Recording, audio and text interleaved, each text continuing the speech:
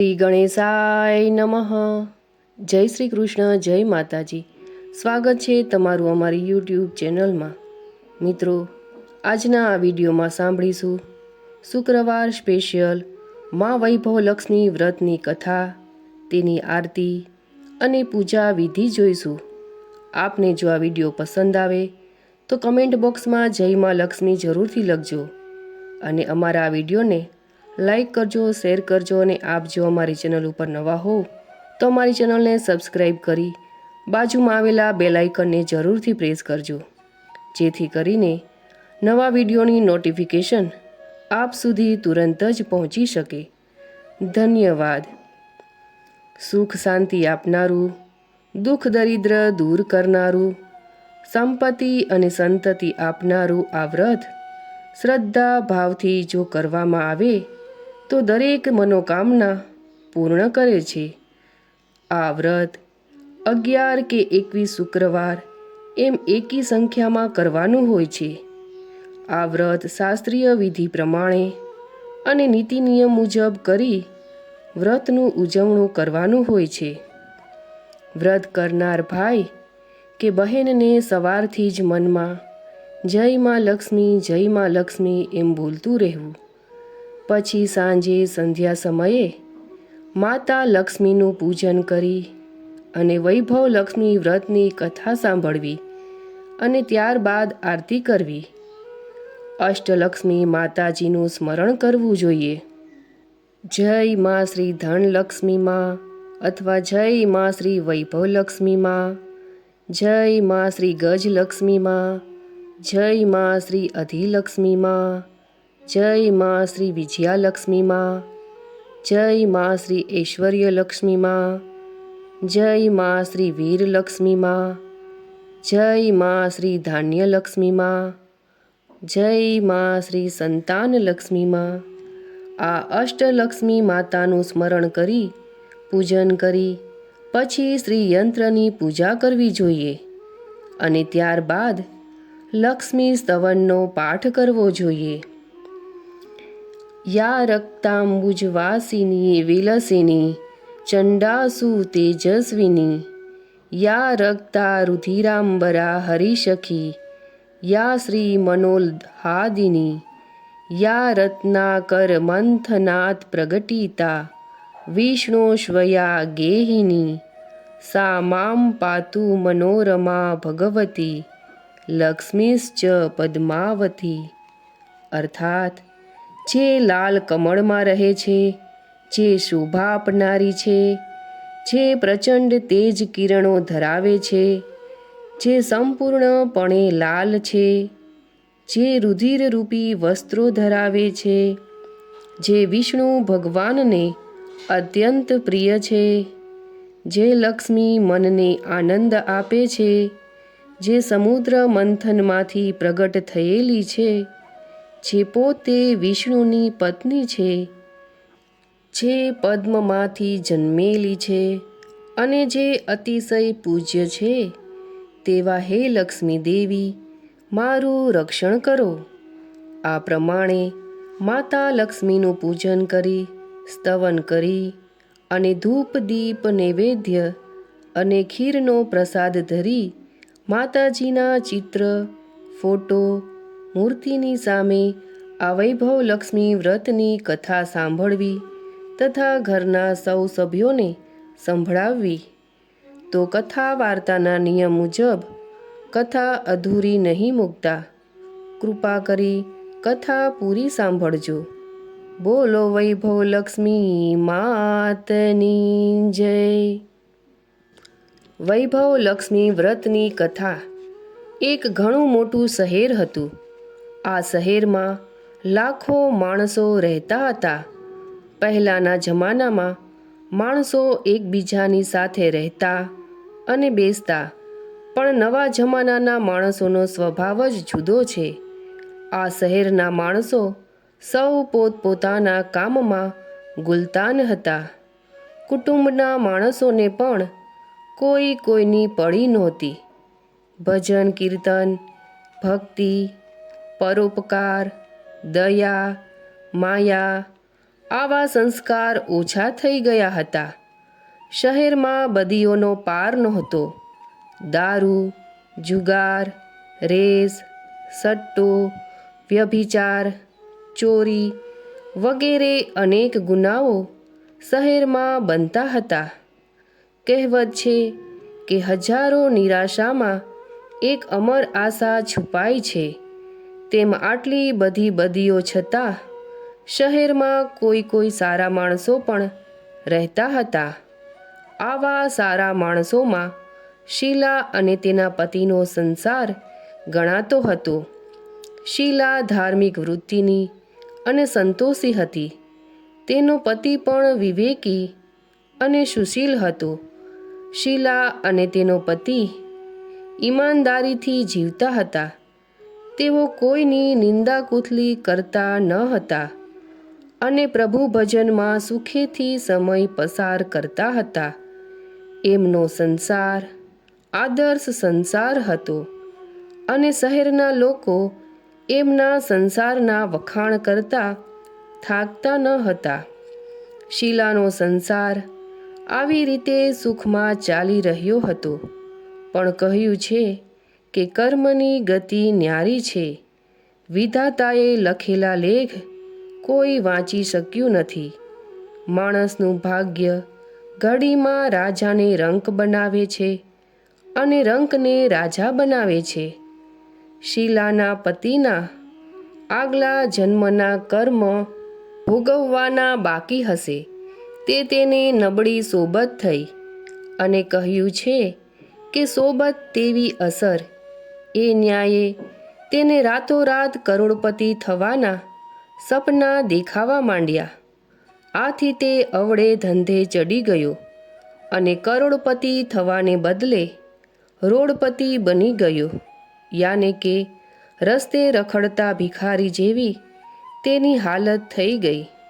શહેરમાં દારૂ, જુગાર, સટ્ટો, રેસ, ચરસ ગાંજો વગેરે બદીઓ બરાબર ફૂલી ફાલી હતી. તેમાં શીલાનો પતિ પણ ફસાયો. ભાઈબંધ દોસ્તો સાથે તેને દારૂ પીવાનો ચસ્કો લાગ્યો. રાતોરાત પૈસાદાર થવાના લોભે દોસ્તોની ચઢામણીથી તેને રેસ જુગાર વગેરે રમવાનો શોખ લાગ્યો. એટલે થોડા ઘણા બચેલા પૈસા, બૈરીના દાગીના બધું જ રેસ જુગારમાં ગુમાવી દીધું. આમ એક સમય એવો હતો કે સુશીલ પત્ની શીલા સાથે આનંદ કિલોલથી રહેતો હતો અને પ્રભુ ભજનમાં સુખપૂર્વક સમય પસાર કરતો હતો. તેને બદલે ઘરમાં દરિદ્રતા અને ભૂખમરો ફેલાય. ત્યાં સુખેથી ખાવા પીવાને બદલે તેને 2 ટંક ભોજનમાં પણ સાસા પડવા લાગ્યા અને શીલાને પતિની ગાળો ખાવાનો વખત આવ્યો. શીલા સુશીલ અને સંસ્કારી સ્ત્રી હતી. તેને પતિના વર્તનથી ખૂબ દુઃખ થયું, પણ તે ભગવાન ઉપર ભરોસો રાખીને મોટું મન કરીને દુઃખ સહન કરવા લાગી. કહ્યું છે કે સુખ પછી દુઃખ અને દુઃખ પછી સુખ આવે જ છે, એટલે દુઃખ પછી સુખ આવશે જ. એવી શ્રદ્ધા સાથે તે પ્રભુ ભક્તિમાં લીન રહેવા લાગી. આવી રીતે શીલા અસહ્ય દુઃખને સહન કરતાં કરતાં પ્રભુ ભક્તિમાં દિવસો પસાર કરતી હતી. ત્યારે એક દિવસ બપોરે તેને બારણે આવીને કોઈ ઊભું રહ્યું. શીલા વિચાર કરવા લાગી કે મારું તો દુઃખી અને દરિદ્રનું ઘર છે. મારે ત્યાં આવે વખતે કોણ આવ્યું હશે? તેમ છતાં બારણે આવેલાનો આદર કરવો આવા આર્ય ધર્મના સંસ્કારથી રંગાયેલી હોય તેણે ઊભા થઈને બારણું ઉઘાડ્યું. જોયું તો સામે એક માજી ઊભેલા હતા. માજી ઉંમરે મોટા દેખાતા હતા, પણ એમના ચહેરા પર અપાર તેજ નીતરતું હતું. એમની આંખોમાંથી જાણે અમૃત ઝરતું હતું. એમનો ભવ્ય ચહેરો કરુણા અને પ્રેમથી છલકાતો હતો. તેમને જોતાં જ શીલાના મનમાં અપાર શાંતિ વળી. જો કે તે માજીને ઓળખતી ન હતી. છતાં માજીને જોતાં જ તેના મનમાં આનંદ આનંદ વ્યાપી ગયો.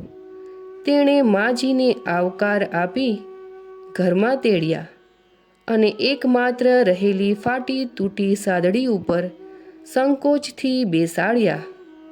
માજીએ કહ્યું, કેમ શીલા, મને ઓળખી નહીં કે શું? શીલાએ સંકોચથી કહ્યું, માં, તમને જોતાં જ બહુ આનંદ થાય છે, શાંતિ લાગે છે. એમ થાય છે કે જાણે ઘણા દિવસથી તમને હું શોધતી હતી તે તમે જ છો, પણ કંઈ ઓળખાણ પડતી નથી. માજીએ હસીને કહ્યું, કેમ, ભૂલી ગઈ? દર શુક્રવારે લક્ષ્મીજીના મંદિરમાં ભજન થાય છે ત્યારે હું પણ ત્યાં આવું છું. ત્યાં દર શુક્રવારે આપણે મળીએ છીએ. પતિ અવળી લાઈને ચઢી ગયો એટલે શીલા દુઃખી દુઃખી થઈ ગઈ હતી અને દુઃખની મારી તે લક્ષ્મીજીના મંદિરે પણ જતી નહોતી. બહાર લોકો સાથે ભળતા તેને શરમ આવતી હતી. તે યાદ કરવામાંથી પણ આ માજી યાદ ન આવ્યા. આથી માજીએ કહ્યું, તું લક્ષ્મીજીના મંદિરમાં કેવા સરસ ભજન ગવડાવતી હતી, હમણાં તું દેખાતી નથી એટલે મને થયું કે તું કેમ આવતી નથી. કઈ સાજી માંદી તો નથી થઈ ગઈ ને? આમ વિચારી હું તારી ખબર કાઢવા આવી છું. માજીના અતિ પ્રેમાળ શબ્દોથી શીલાનું હૃદય પીગળી ગયું. તેની આંખમાં આંસુ આવી ગયા. માજી આગળ તે ધ્રુસકે ધ્રુસકે રડી પડી. આ જોઈ માજી તેની નજીક ગયા ને તેને વાંસે હાથ ફેરવીને સાંત્વના આપવા માંડ્યા. માજીએ કહ્યું, બહેન, સુખ અને દુઃખ તો તડકા અને છાંયડા જેવા છે. સુખ પછી દુઃખ આવે છે તેમ દુઃખ પછી સુખ પણ આવે જ છે. તું હૈયે ધીરજ રાખ અને તારા દુઃખની વાત મને કહે. તારું મન હળવું થશે અને દુઃખનો કોઈ ઉપાય પણ મળી આવશે. માજીની વાત સાંભળીને શીલાના મનને શાંતિ થઈ. તેણે માજીને કહ્યું, માં, મારા સંસારમાં ખૂબ સુખ અને આનંદ હતા. પતિ પણ સુશીલ હતા. ભગવાનની કૃપાથી પૈસે ટકે પણ અમને સંતોષ હતો. અમે શાંતિથી ખાઈ પીને ઈશ્વર ભક્તિમાં સમય પસાર કરતા હતા. પણ અમારું ભાગ્ય રૂઠ્યું હશે તે મારા પતિને ખરાબ સંગત થઈ ગઈ. ખરાબ સંગતને કારણે દારૂ, જુગાર, સટ્ટો, રેસ, ચરસ, ગાંજો વગેરે ખરાબ લતે ચઢીને તેમણે બધું પાયમાલ કરી નાખ્યું છે અને અમે રસ્તાના ભિખારી જેવા થઈ ગયા છીએ.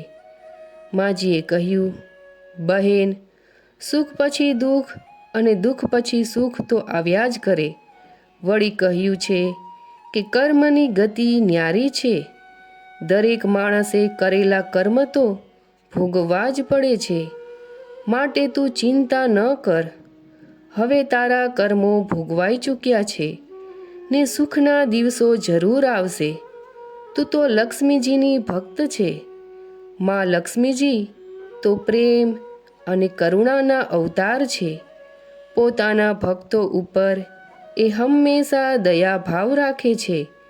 માટે ધીરજ રાખીને તું માં લક્ષ્મીજીનું વ્રત કર એટલે સૌ સારાવાના થશે. માં લક્ષ્મીજીનું વ્રત કરવાની વાત સાંભળીને શીલાના મોં પર ચમક આવી ગઈ. તેણે પૂછ્યું, માં લક્ષ્મીજીનું વ્રત કેવી રીતે થાય છે તે મને કહો. હું તે વ્રત જરૂર કરીશ. માજીએ કહ્યું, બહેન, માં લક્ષ્મીનું વ્રત તો બહુ સહેલું છે. એને વરદલક્ષ્મી વ્રત અથવા વૈભવલક્ષ્મી વ્રત કહેવાય છે. આ વ્રત કરનારના મનની તમામ આશા પૂરી થાય છે અને તે સુખ, સંપત્તિ અને યશ પ્રાપ્ત કરે છે. આમ કહીને માજીએ વૈભવલક્ષ્મી વ્રતની વિધિ કહેવા માંડી.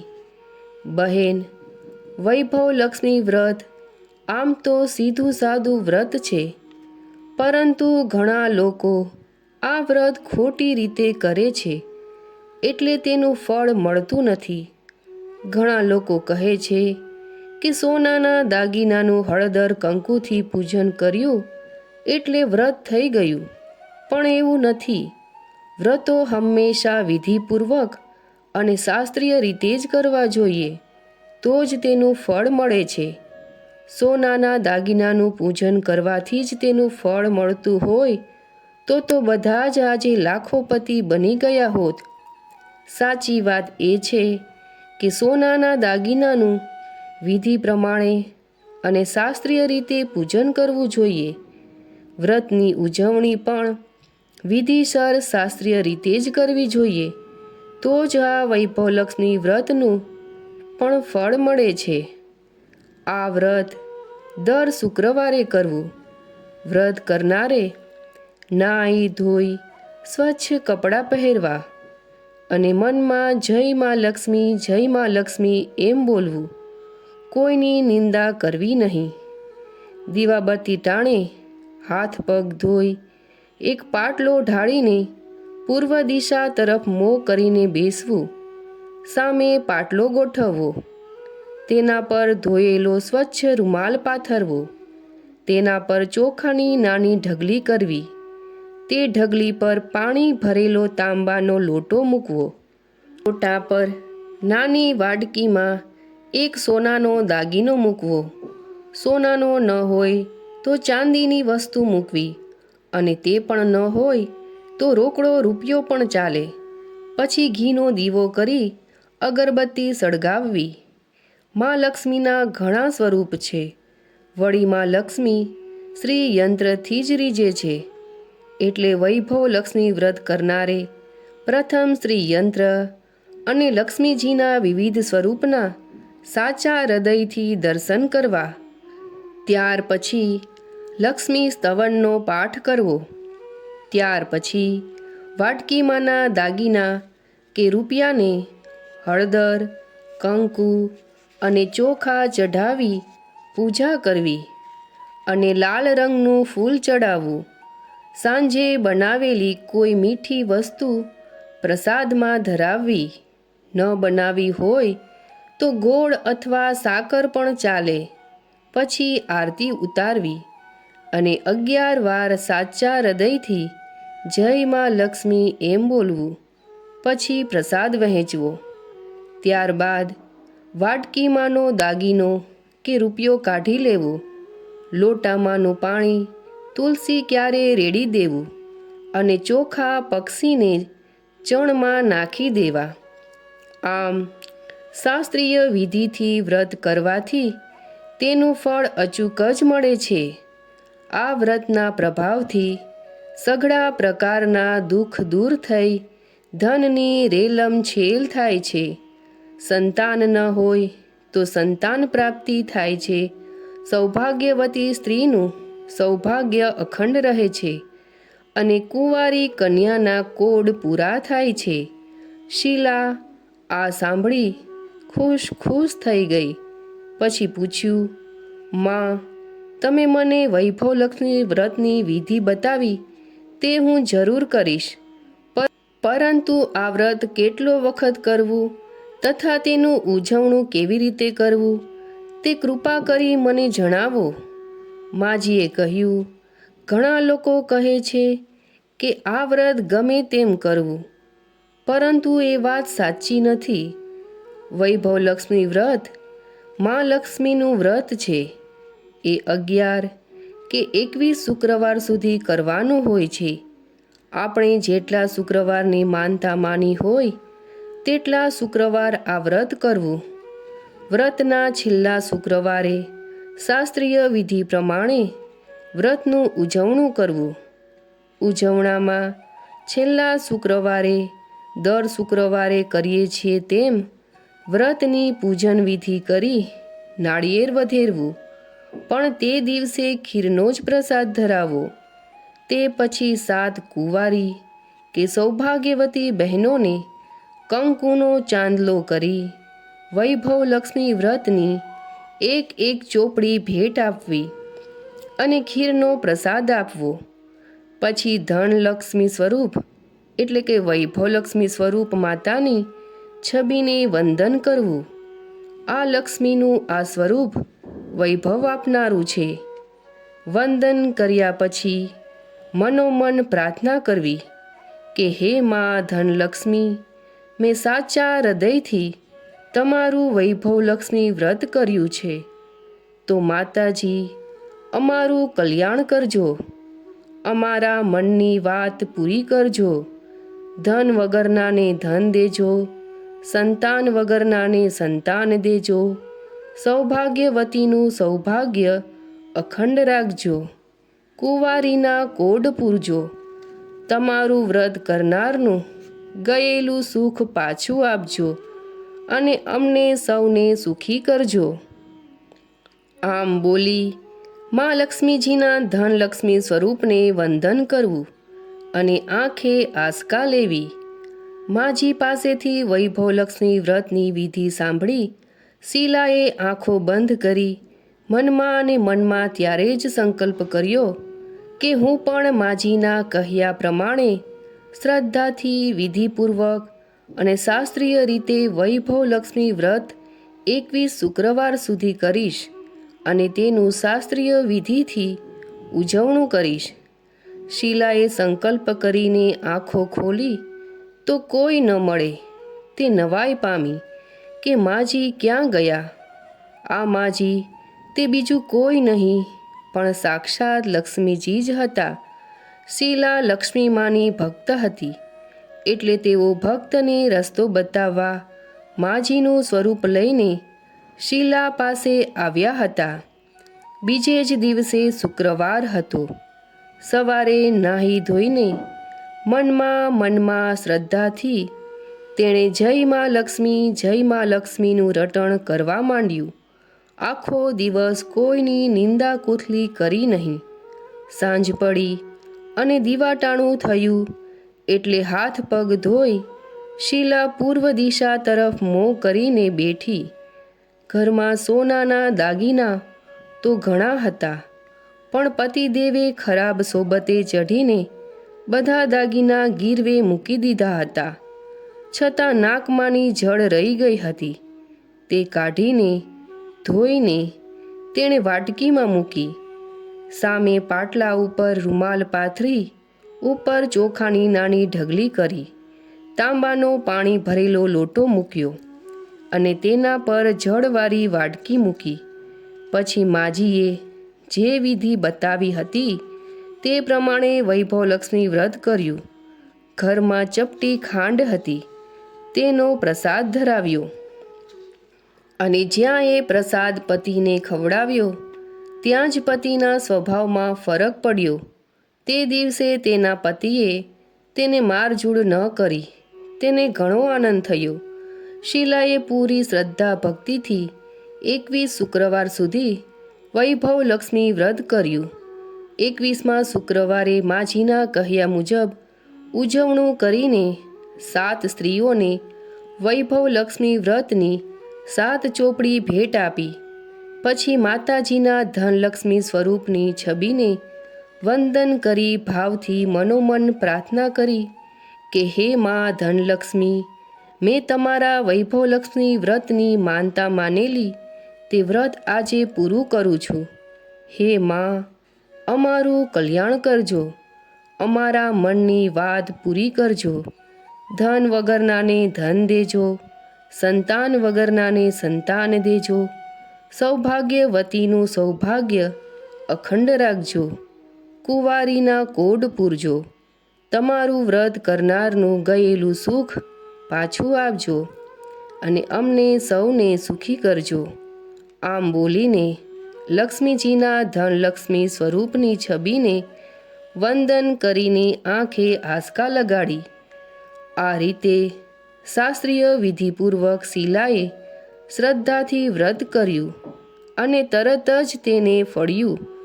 તેનો પતિ જે ખરાબ સોબતે ચઢી ગયો હતો તે એકદમ સુધરી ગયો અને પુષ્કળ મહેનત કરીને કામ ધંધો કરવા લાગ્યો. મા લક્ષ્મીજીના વૈભવલક્ષ્મી વ્રતના પ્રભાવથી તેને ધાર્યાથી વધુ નફો થવા લાગ્યો. તેણે તરત જ શીલાના ગીરવે મૂકેલા બધા દાગીના છોડાવી લીધા. ઘરમાં ધનની રેલમ છેલમ થઈ ગઈ. ફરી તે સુશીલ અને ધાર્મિક બની ગયો. ઘરમાં ફરી પહેલાંના જેવી સુખ શાંતિ છવાઈ ગઈ. વૈભવલક્ષ્મી વ્રતનો આ પ્રભાવ જોઈ મહોલ્લાની બહેનો પણ શાસ્ત્રીય વિધિપૂર્વક વૈભવલક્ષ્મી વ્રત કરવા લાગી. હે મા ધનલક્ષ્મી, તમે જેવા શીલાને ફળ્યા તેવા સૌને ફળજો. સૌના મનની વાત પૂરી કરજો. સૌને સુખ શાંતિ આપજો. જય ધનલક્ષ્મી માં, જય વૈભવલક્ષ્મી માં. તો મિત્રો, હવે આપણે સાંભળીશું મા વૈભવલક્ષ્મીની આરતી. જય વૈભવલક્ષ્મી માં, જય વૈભવલક્ષ્મી, દુખીઓના દુઃખ હરતી, દુખીઓના દુઃખ હરતી, સુખ સૌને ધરતી. ઓમ જય વૈભવલક્ષ્મી. કમળ મહી શોભે છે સુંદર તું લક્ષ્મી માતા, મા તો લક્ષ્મી માતા. સૂર્યચંદ્રને નારદ, સૂર્યચંદ્રને નારદ, ગુણ તારા ગાતા. ઓમ જય વૈભવલક્ષ્મી. કોઈ કરેલા કર્મથી જ્યારે કુમાર્ગે વળતું, મા કુમાર્ગે વળતું, થાકી હારી છેલ્લે, થાકી હારી છેલ્લે, તુજને ભજતું. ઓમ જય વૈભવલક્ષ્મી. દિન દુખિયારો જે કોઈ મા તારું ધ્યાન ધરે, મા જે કોઈ તારું ધ્યાન ધરે, નવે ગ્રહોના સંકટ, નવે ગ્રહોના સંકટ ક્ષણમાં દૂર કરે. ઓમ જય વૈભવલક્ષ્મી. કામ ક્રોધને મોહ માયામાં જીવ જે અટવાતા, મા જીવ જે અટવાતા, તારા શરણે માતા, તારા શરણે માતા, દોડીએ જાતા. ઓમ જય વૈભવલક્ષ્મી. શુક્રવારે તારી પૂજા જે ભક્તો કરતા, મા જે ભક્તો કરતા, સુખ સંપત્તિને વૈભવ, સુખ સંપત્તિને વૈભવ, તેને સૌ મળતા. ઓમ જય વૈભવલક્ષ્મી માં. જય વૈભવલક્ષ્મી માં, જય વૈભવલક્ષ્મી, દુખીઓના દુઃખ હરતી, દુખીઓના દુઃખ હરતી, સુખ સૌને ધરતી. ઓમ જય વૈભવલક્ષ્મી. બોલો શ્રી વૈભવલક્ષ્મી માતની જય. મિત્રો, આપને જો આ વિડીયો પસંદ આવ્યો હોય તો કમેન્ટ બોક્સમાં જય વૈભવલક્ષ્મીમાં લખવાનું ભૂલતા નહીં. જય વૈભવલક્ષ્મીમાં.